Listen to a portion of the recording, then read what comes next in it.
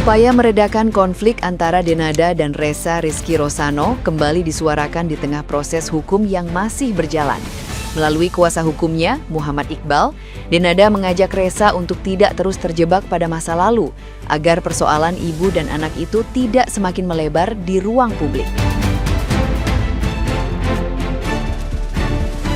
Ia menilai penyelesaian hanya bisa dicapai jika kedua belah pihak bersedia menatap ke depan dan memperbaiki kesalahan yang pernah terjadi. Ajakan tersebut muncul di saat hubungan keduanya dikabarkan belum membaik, meski Denada telah mengakui kesalahan di masa lalu.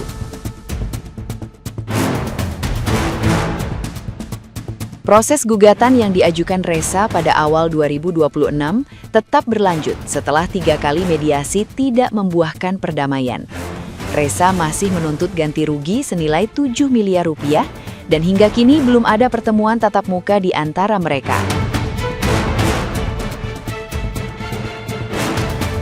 Komunikasi memang mulai terjalin, namun Ressa mengaku masih canggung dan menyimpan rasa kecewa serta trauma karena merasa tidak dianggap selama 24 tahun.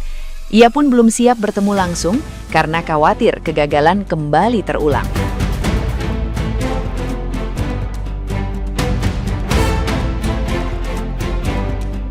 Nah, gimana nih menurut netizen yang terhormat? Silahkan berkomentar ya. Ya Tuhan, sampai 24 tahun dia hilaf, giliran udah viral kayak gini, baru menyesal. Selama itu dia nggak kangen anaknya nggak dicari, bahkan sampai menyembunyikan identitas dirinya ke anak kandungnya sendiri. 24 tahun itu bukan hilaf, tapi sebuah kejahatan. Dari kata ini nggak viral, mungkin nggak bakalan kebongkar, dan selamanya Ressa nggak bakalan dapat pengakuan dari ibunya. Kok bisa ya si Dena saat pengakuan itu tidak berlinang air mata, sedangkan Ressa setiap kali membahas ibunya, setiap kali ngomongin ibunya, selalu menyesalkan dada. Sesakit itu jadi Ressa loh, setiap kali ngomongin ibunya selalu nangis, sedangkan ibunya mungkin udah mati rasa. Bahkan di video tadi pun itu nggak ada ucapan permintaan maaf maupun terima kasih dari Denada kepada Ibu Ratih. Selama 24 tahun loh, anaknya itu dirawat orang lain. Dari bayi sampai gede, kecilnya dicebokin, tidurnya ditemenin, disekolahin, dinafkahin. Apalagi katanya waktu kecil si Reza itu sering sakit-sakitan. Yang merawat siapa? Bu Ratih. Denada sudah mengakui Ressa bahwa Ressa adalah anaknya, anak dari kandungannya, dan juga meminta maaf kepada Ressa. Di sini saya nggak mau membahas masalah dia ikhlas atau tidak ikhlas, atau hanya melakukan itu karena takut, yang kata-kata orang-orang takut diboikot. Biarlah itu menjadi rahasianya dia dan Tuhan.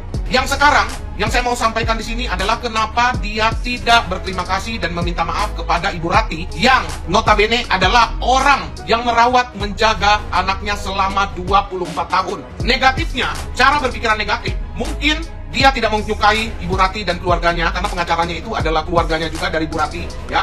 Negatifnya, mungkin dia menganggap atau jengkel atau kecewa bahwa keluarga ini yang mendorong atau menguatkan Ressa atau ada di belakang Ressa sehingga permasalahan ini viral dan permasalahan ini masuk ke ranah hukum. Coba perasaan-perasaan negatif itu diganti dengan perasaan yang positif. Ketika kamu masih terguncang mentalnya, di saat Ressa masih merah, Ibu Ratih yang merawat dan menjaga. Ketika Ressa nangis, ketika Ressa kencing, BAB, lapar, sakit, itu ada Bu Ratih di sana. Jadi harusnya pikiran negatif itu diganti menjadi pikiran yang lebih positif lagi. Mungkin bagi kamu, Ibu Ratih dan keluarganya tidak sempurna, tetapi di luar ketidaksempurnaannya, dia mewakili kamu membelai Ressa dari Ressa bayi hingga saat ini umur 24 tahun. Permasalahan ini sudah melebar sampai kemana-mana. Ini adalah tamparan daripada Tuhan. Tuhan menampar bukan karena benci, tapi Tuhan menampar karena ingin memberikan kesempatan untuk hidup lebih baik lagi. Akhirnya perjuangan Ressa, anak dari Denada, berbuah manis ya, dengan bantuan dari para netizen nih. Dan Denada membuat video pengakuan di Instagramnya bahwa benar Ressa adalah anak kandung dari Denada. Coba kamu lihat komen-komen netizennya. Memang agak aneh sih. Seharusnya Denada ini kalau menurut aku ya, kamu kenapa nggak menyelesaikan dulu sih sama Ressa gitu kan? Ketemuin, ngobrol dengan Ressa, dengan Bu Ratih, terus bikin konferensi pers bersama gitu loh. Karena kalau aku lihat dari komen-komen dari video kamu tuh kayaknya Jadi netizen bilang, bilang aja takut kehilangan pekerjaan, takut cancel culture, apa segala macam. Jadi pemikiran orang tuh seperti itu gitu loh. Kalau kamu misalnya dari awal udah ketemuin dulu anakmu, udah dijabat tangannya, udah dipeluk, udah meminta maaf dengan Bu Rati juga. Bu Rati ini kan seperti bude apa bulenya dari Denada gitu loh kan. Ibaratnya Bu Rati ini adalah istri dari adik laki-lakinya Bu Emilia Contessa gitu. Jadi sebenarnya mereka tuh deket banget gitu loh. Nah, kalau udah semuanya permasalahannya cair di antara mereka gitu ya, udah secara pribadi sudah cair kan, tinggal bikin konferensi pers di depan publik gitu ya, namanya aja mereka public figure kan ya gitu loh. Jadi ya udah pelukan, udah salaman, itu kayaknya jauh lebih oke gitu loh. Udah lah ya, kita tinggalin masalah Denada ini, ya udah kita doakan saja yang baik-baik buat Denada. Cuma ya jadi pembelajaran ya buat kita ibu-ibu ya. Kayak aku nih, aku punya anak perempuan 2 orang. Aku tuh ketat banget sama anakku, ketat, nggak boleh pacaran. Insya Allah istiqomah. Karena kan seorang anak yang lahir bukan dari hubungan pernikahan gitu loh. Dia tidak bernasab kepada bapaknya gitu loh. Tapi dia pasti bernasab kepada ibunya gitu loh. Nah, jadi kayak kewajiban si bapak ini karena tidak ada pernikahan, tidak bernasab, jadi hilang gitu loh. Kewajiban kepada anaknya hilang, anaknya juga haknya terhadap bapaknya hilang. Jadi bapaknya ini tidak berkewajiban untuk menafkahi anaknya gitu. Dan kelak misalnya si bapaknya ini meninggal misalnya gitu, anak ini juga nggak akan dapat warisan dari si bapak ini. Dan juga kalau anaknya ternyata perempuan di luar pernikahan, ya si bapak ini tidak bisa mewalikan si anak perempuan itu apabila dia menikah suatu hari nanti. Dan kalau misalnya dibohong-bohongin gitu ya, bapaknya tetap menjadi wali terhadap anaknya, itu katanya sih pernikahan anak perempuannya itu akan menjadi zina seumur hidupnya. Itu kan ngeri ya. Dan juga ya ini dia nih Denada ini, karena kamu sebenarnya sebagai ibu walaupun melahirkan Resa tanpa pernikahan, ya selamanya si Resa ini jadi bernasab ke kamu gitu loh. Sesuai juga dengan undang-undang katanya ya, pokoknya anak yang lahir di luar pernikahan ya itu akan jadi anak ibunya gitu loh. Dan dia bisa mencari ayahnya, bisa mengklaim seorang laki-laki sebagai ayahnya, tapi itu juga harus lewat tes DNA dan lain-lain. Dan kalaupun bapaknya mau memberikan nafkah kepada anaknya, itu jadi namanya si sedekah jadinya, bukan nafkah. Itu loh yang mengerikan gitu ya. Jadi ya mudah-mudahan kita udah senang nih ya, Denada sudah mengakui, tinggal diketemuin aja. Karena tadi juga aku nonton di mana ya tadi ya, aku lihat live doang sih, katanya si Denada ini belum menemui anaknya gitu loh. Jadi belum ada omongan di antara mereka, baru ada pengakuan dari Denada yang seperti itu. Tapi justru ke Resa sendiri Denada belum membangun komunikasi nih, begitu loh ceritanya ya. Jadi mudah-mudahan berakhir baik semuanya gitu, biar bagaimanapun Resa ini anak mulu Denada. Apalagi kamu public figure, dia hati-hati ya, itu dia bisa-bisa kamu di cancel culture sama netizen zaman sekarang kan.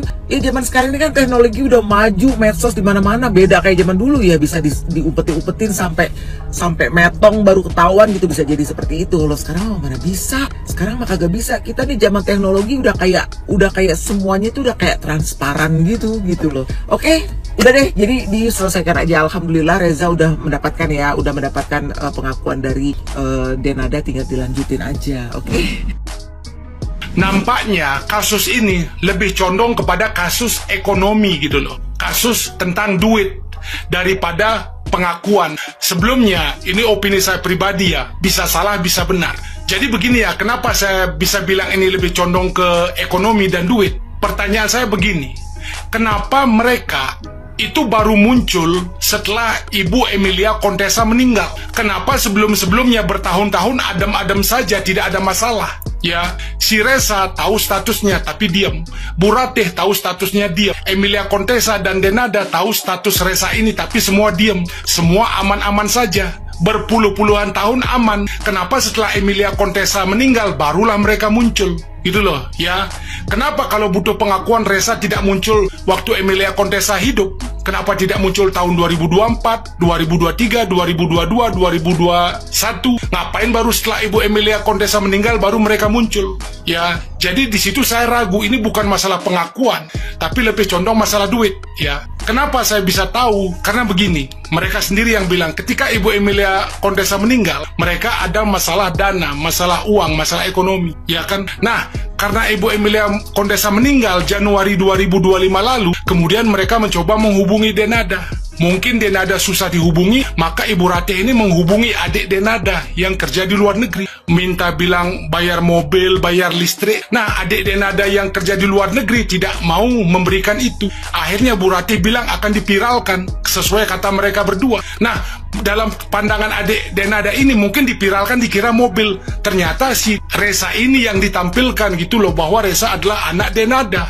Akhirnya viral rame seperti sekarang. Nah, dari situ saja tentang mereka membahas uang itu, duit itu, berarti ini adalah jelas masalah ekonomi, masalah duit, bukan pengakuan. Kalau benar masalah pengakuan, nggak mungkin muncul setelah Emilia Contessa meninggal baru butuh pengakuan. Jadi jelas ini masalah ekonomi, bukan masalah duit dalam pandangan saya. Ya, nah si Reza pun kemarin bilang, saya nggak butuh apa-apa, cuma butuh pengakuan saja bahwa saya anaknya. Ya kan? Nah setelah diakui, sekarang nambah lagi, saya ingin dimasukkan ke kartu kakak. Nah kan nanti ujung-ujungnya jatuhnya jadi warisan. Ya, artinya maksud saya ini bukan murni masalah pengakuan, tapi lebih kepada masalah ekonomi. Cuma di depannya ditunjukkan bahwa saya hanya ingin pengakuan. Ya, terus masalah mobil, kenapa atas nama Muhammad? Sekarang kan Reza 24 tahun. Berarti mungkin betul waktu dapat mobil itu dia usianya 17 ke bawah mobil itu ya. Jadi atas nama Muhammad. Itu masuk akal. Ya. Nah, kemudian kalian bilang, tapi kata Bu Ratih, Ibu